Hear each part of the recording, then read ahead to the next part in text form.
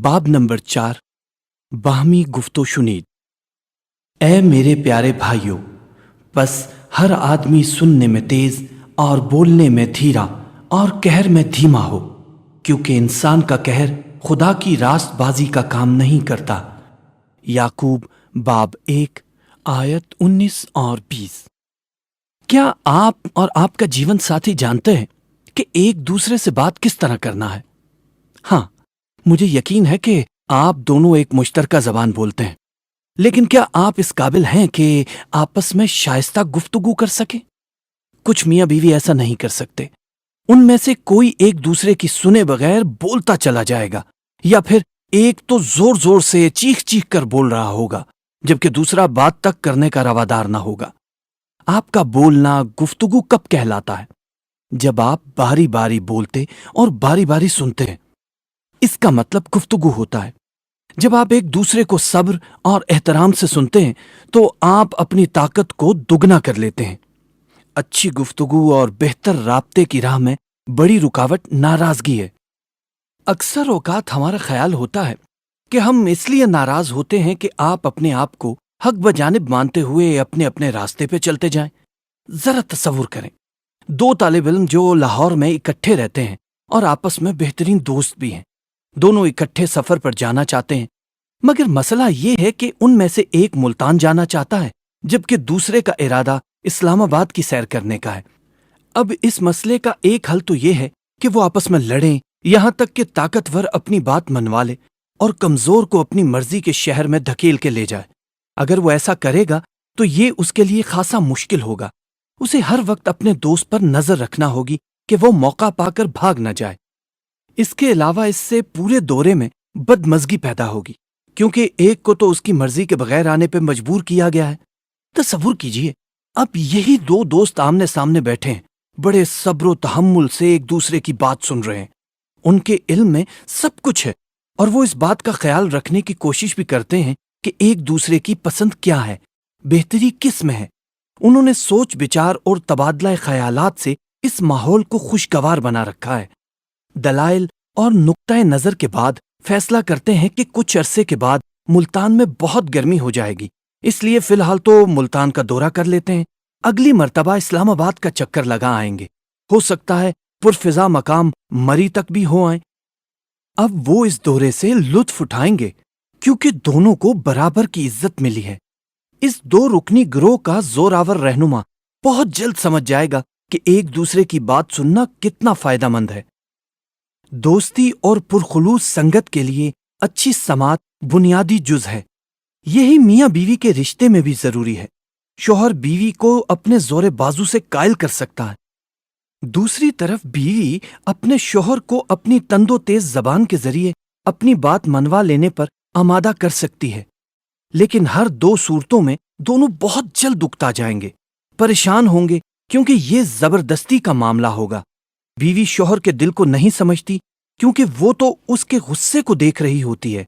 इस सूरत हाल में उसके लिए शौहर की इज्जत करना खासा मुश्किल काम होगा। अब इसका हल क्या है?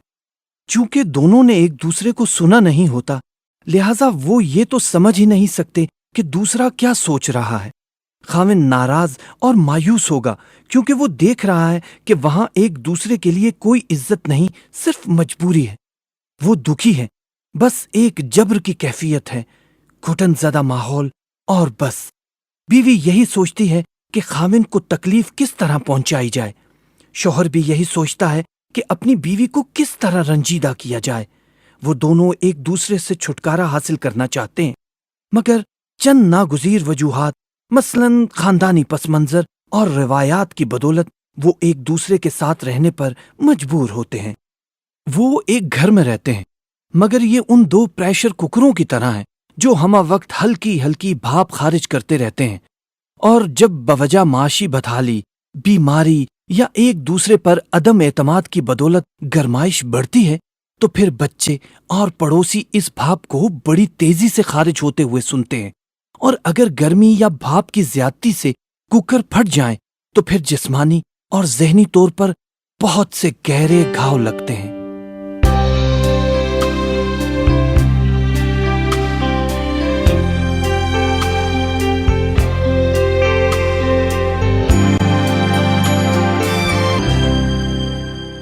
اگر ازدواجی زندگی کا یہی تصور ہوتا اور اس کے سوا کوئی صورت نہ ہوتی تو پھر ہمیں اسی پر قناعت کرنا پڑتی، لیکن ایسا نہیں ہے، کیونکہ اگر ہم ازدواجی زندگی سے متعلق چند بنیادی اصول اور ضابطے سیکھ اور سمجھ لیں تو آسانی سے اس پریشر کوکر طرز زندگی کو بدل سکتے ہیں۔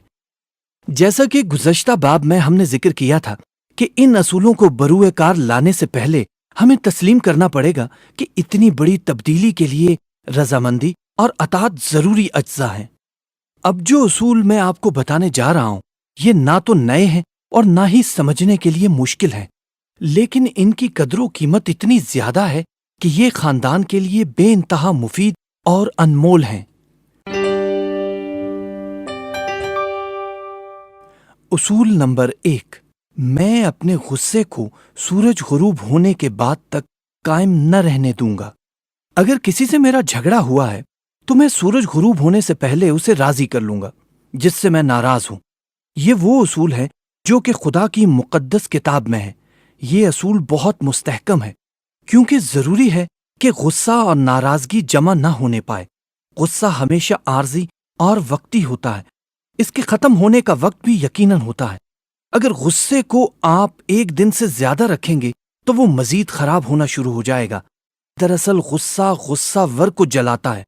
اگر آپ براہ راست خدا کے حضور اعتراف کر لیں تو پھر یہ ممکن ہے کہ یہ بھاپ خارج ہو۔ آپ کوکر کا ڈھکنا اٹھائیں اور شریک حیات کے ساتھ اپنی پریشانیوں اور مایوسیوں پر بات چیت کریں۔ اسی طرح آپ آپس میں ایک دوسرے کے ساتھ دکھ درد اور رنج و غم بانٹ سکتے ہیں۔ جب ہم اپنی غلطی کا اعتراف کر لیتے ہیں تو گرم ہوا خارج ہو جاتی ہے اور ہمارا غصہ بخارات بن کر ہواؤں میں تحلیل ہو جاتا ہے۔ جب آپ ایک دوسرے کی بات تحمل اور صبر کے ساتھ سننا سیکھ جائیں گے تو پھر یہ کوئی بڑا مسئلہ نہ رہے گا۔ پھر آپ کے پڑوسی اور خاص طور پر آپ کے اپنے بچوں کو بھی یہ معلوم نہ ہو سکے گا کہ آج ہمارے ماں باپ آپس میں ناراض تھے۔ نئے عہد نامہ میں ہمیں یہ الفاظ پڑھنے کو ملتے ہیں: غصہ تو کرو مگر گناہ نہ کرو، سورج کے ڈوبنے تک تمہاری خفگی نہ رہے اور ابلیس کو موقع نہ دو۔ افسیوں باب 4 آیت 26 اور 27۔ اصول نمبر 2، ایک دوسرے سے ادب و احترام سے بولو۔ آپس میں باہمی رضامندی سے طے کر لیں کہ معاملہ خواہ کچھ بھی ہو، مسئلہ چاہے سنگین ہی ہو، مگر آپ لوگ ایک دوسرے کی بات ضرور سنیں گے۔ خواتین کی زبان بہت تیز ہوتی ہے اور وہ بہت سی ناپسندیدہ باتیں بھی کہہ دیتی ہیں۔ ایک حد تک یہ درست ہے کہ یہی ان کا واحد دفاعی ہتھیار ہے اور یہی ایک طریقہ ان کے پاس ہوتا ہے جس کے ذریعے وہ اپنے دل کا غبار نکالتی ہیں۔ حضرت سلیمان نے نیک خصلت اور پاک دامن بیوی کے بارے میں فرمایا: اس کے منہ سے حکمت کی باتیں نکلتی ہیں، اس کی زبان پر شفقت کی تعلیم ہے۔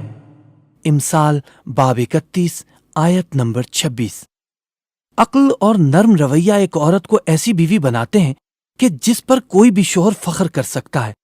عقل کا مطلب یہ ہے کہ وہ یہ جانتی ہے کہ اسے کس وقت خاموش رہنا ہے اور کس وقت بولنا ہے۔ مہربان رویے کا مطلب ہی یہ ہے کہ وہ اپنے منہ سے نکلنے والے الفاظ کو خوبصورت بنانے کے لیے ان میں محبت کی مٹھاس شامل کرنے کا فن جانتی ہے۔ وہ جو باتیں کرے ان باتوں سے خوشبو آئے اور سننے والوں کو خوشگواری کا احساس ہو۔ حضرت سلیمان عورتوں کی اس خوبی کا ذکر کرنے کے بعد مردوں کی کمزوری کا ذکر بھی کرتے ہیں۔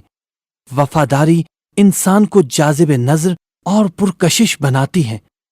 حضرت سلیمان فرماتے ہیں: آدمی کی مقبولیت اس کے احسان سے ہے اور کنگال جھوٹے آدمی سے بہتر ہے۔ امثال باب 19 آیت نمبر 22۔ کیا آپ جانتے ہیں کہ بیوی کو اپنے شوہر میں جس خوبی کی تمنا ہوتی ہے وہ حلیمی اور شفقت ہے؟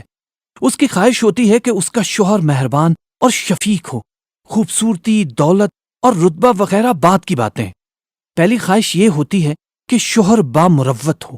یہاں بھی ہمیں سچائی اور سچے جذبوں کی انتہائی اہمیت کا ادراک ہوتا ہے اور ہمیں یاد دہانی کرائی جاتی ہے کہ ایک غریب آدمی جھوٹے شخص سے بہتر ہے۔